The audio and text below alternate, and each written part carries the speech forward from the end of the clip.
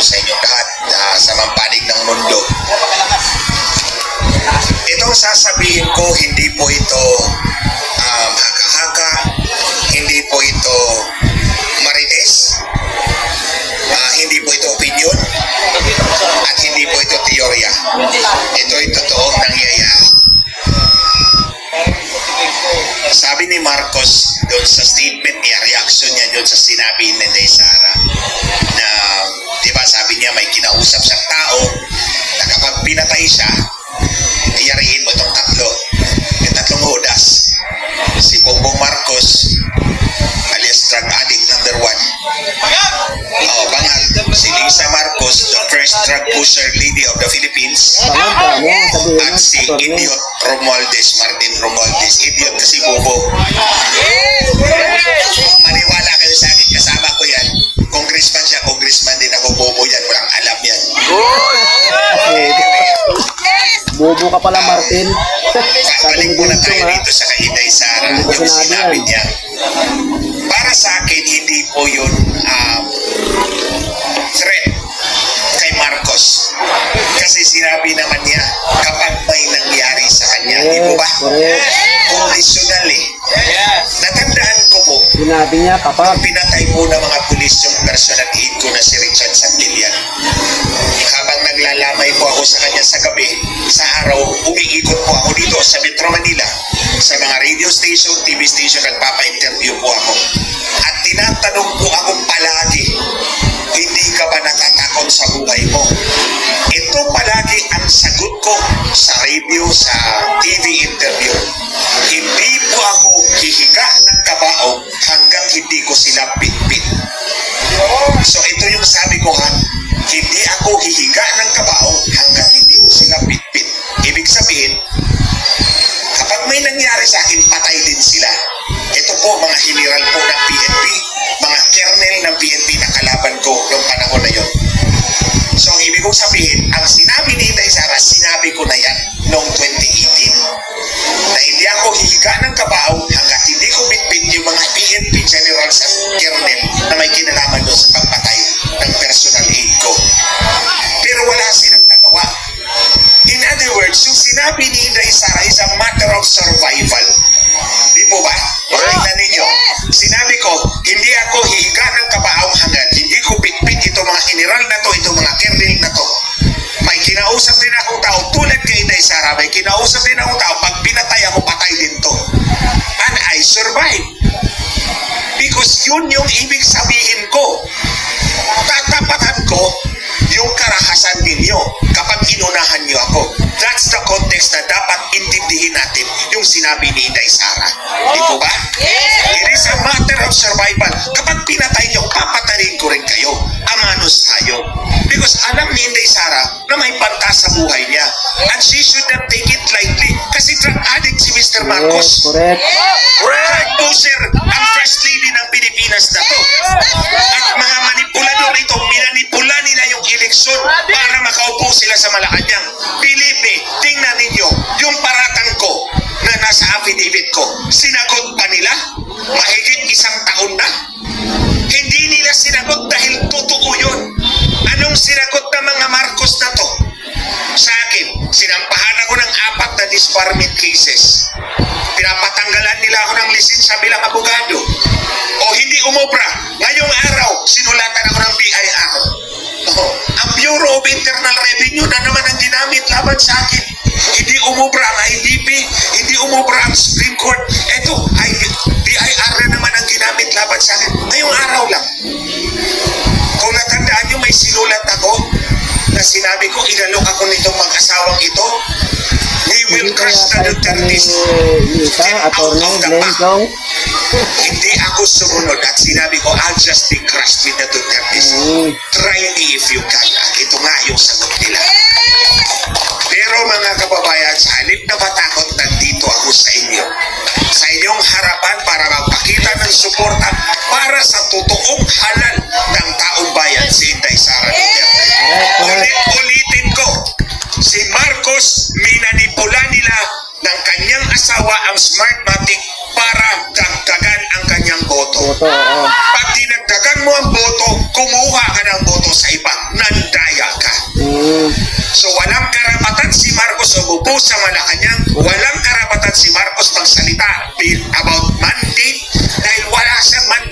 lang siyang mandato. Oh, hinahamon ko nga itong dalawang asawang bangag eh. Si Bongbong Marcos at si Lisa Marcos, hinahamon ko kayong ulit ngayon. Sagutin niyo yung affidavit ko na minanipula ninyo yung eleksyon ninyo. Mahigit isang taon na yung affidavit ko nakatiwangwang dyan sa Facebook.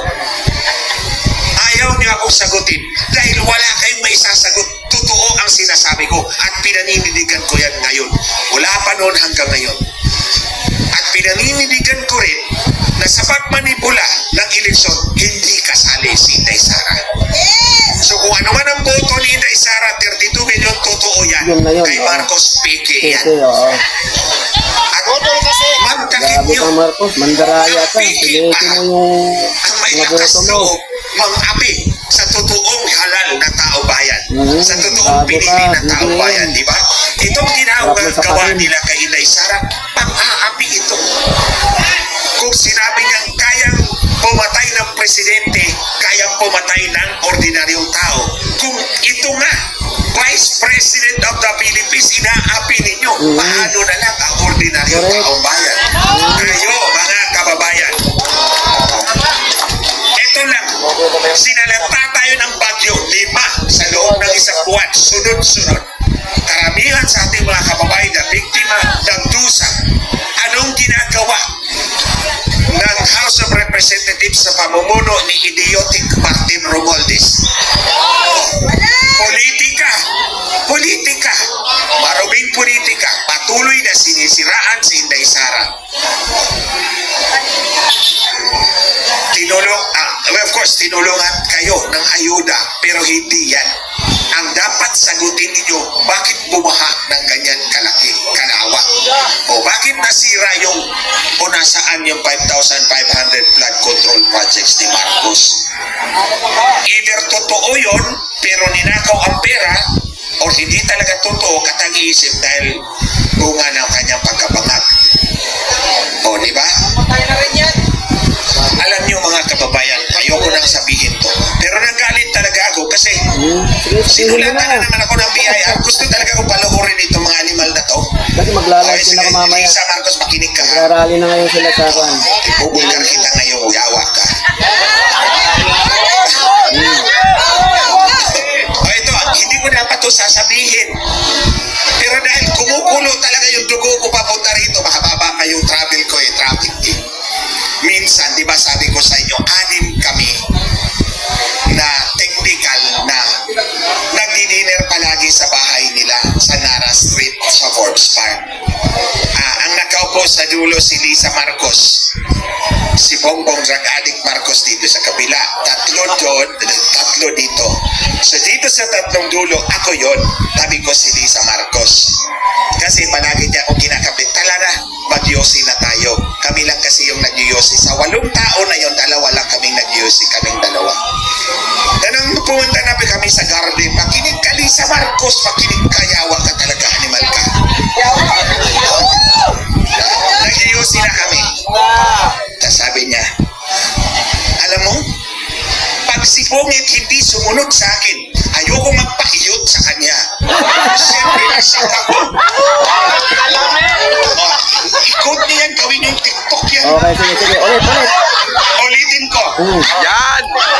Alam mo, pag si Pongit hindi sumunod sa akin, si Pongit, si Marcos yun. Ayoko magpaiyot sa kanya. Siyempre, nasak ako. Pwede ba angat tong babaeng to?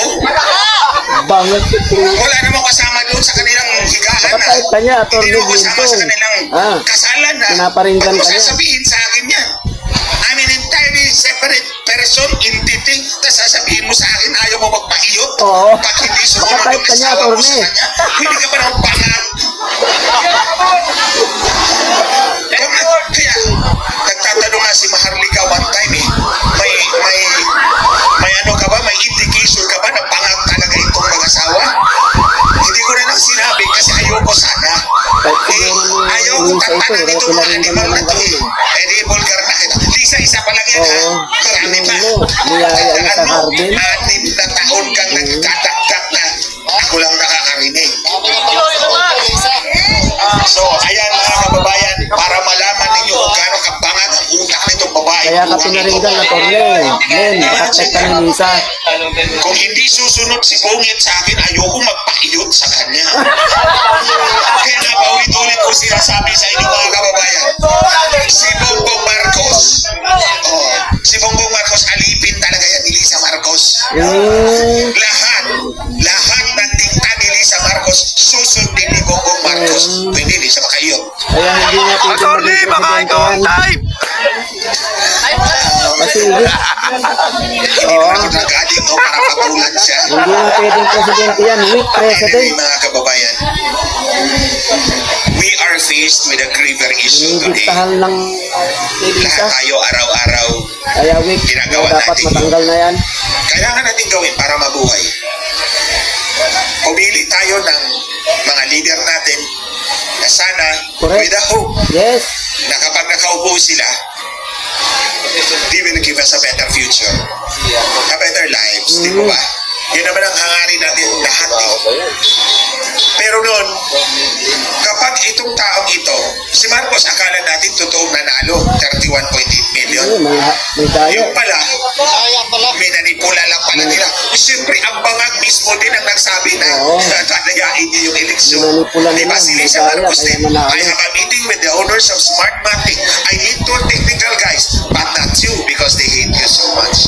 Kaya paulit-ulit kong sinasabi to dahil itong laban na to between the Marcoses plus the idiot Romualdez at Inday Sara, walang ibang patutunguhan ito kundi manatili ang mga Marcos sa kapangyarihan.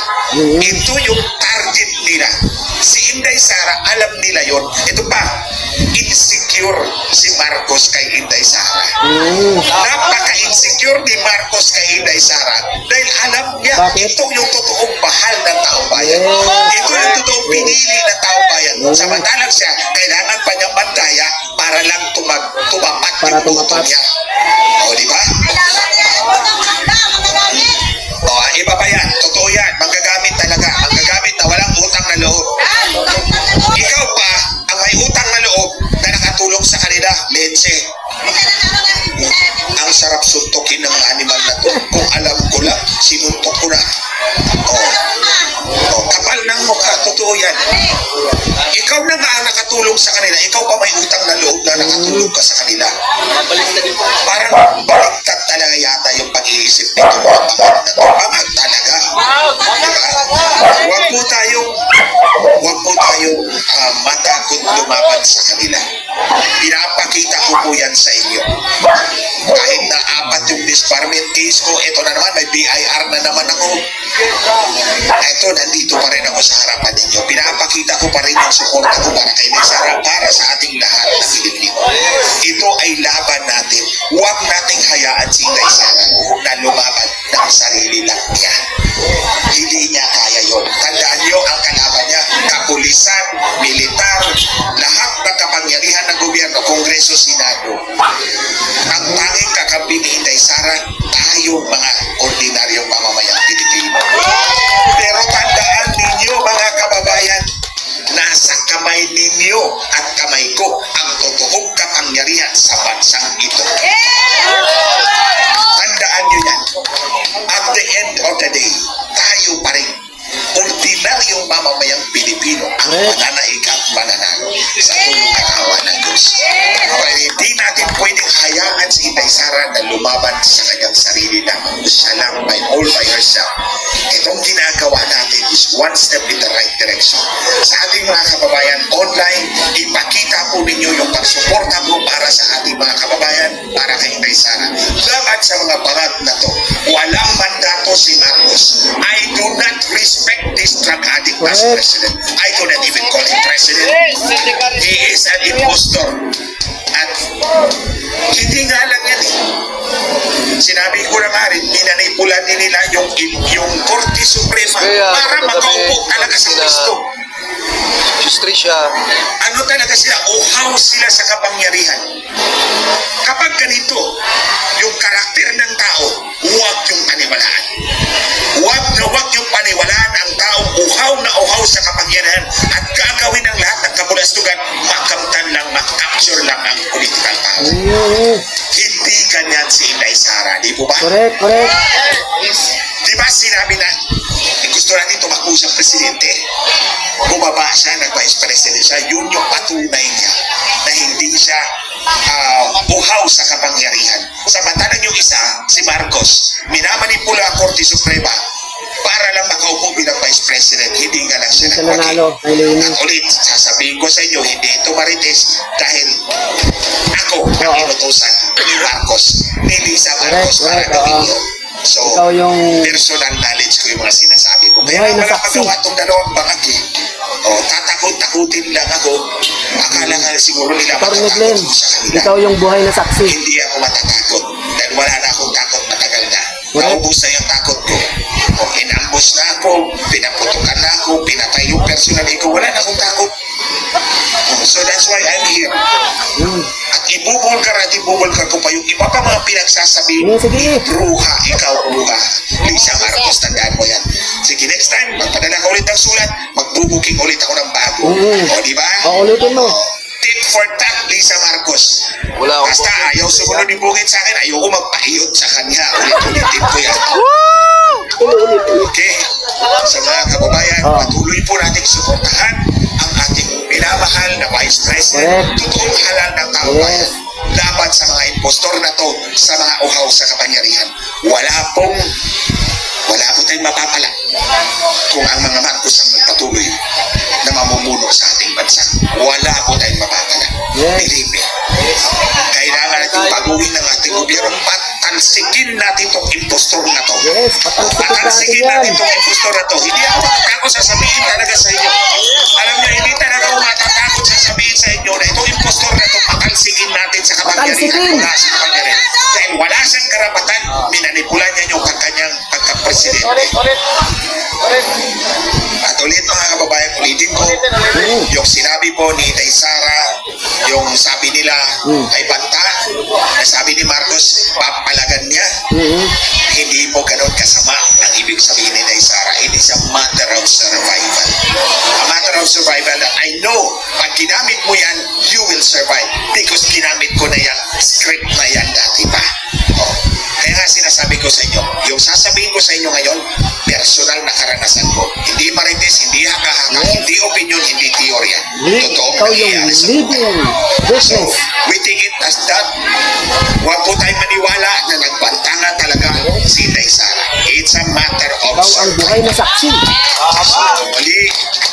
Sa mga susunod na araw, babalik na lang po ako rito. Actually, nauna na po ako sa inyong lahat. 4:30 ng hapon nung Saturday, nandito na ako. Pumasok na ako dyan sa veterans. O, hinahanap ko yung mga kasama ko. Kayo, wala pa kayo. Gabi pa yata kayo nagsimula, di ba? Parang gabi pa kayo nagsimula. 4:30, nandun ako sa loob sa may emergency. Tapos 5 o'clock, umalis na ako kasi wala naman ako. Hindi naman ako pwedeng magsalita. Dumagdakdak ako lang ng sarili. Wala kayo eh. So, si Bishop dumating alas 5, no Saturday pa lang. Tapos kahapon kasi kanina may hearing po ako sa korte. So, kailangan mag-prepare kagabi. So, ngayon, tapos yung hearing ko, andito po ako sa inyo. Okay, thank you, Attorney. Maraming salamat Thank po. you, Attorney Glenn Jong. Nakalag po ninyo sa TikTok yung ayaw niya magpayo. Ha? Para makita for all the world to see na pangag talaga. Focus po ito. Maraming Thank you.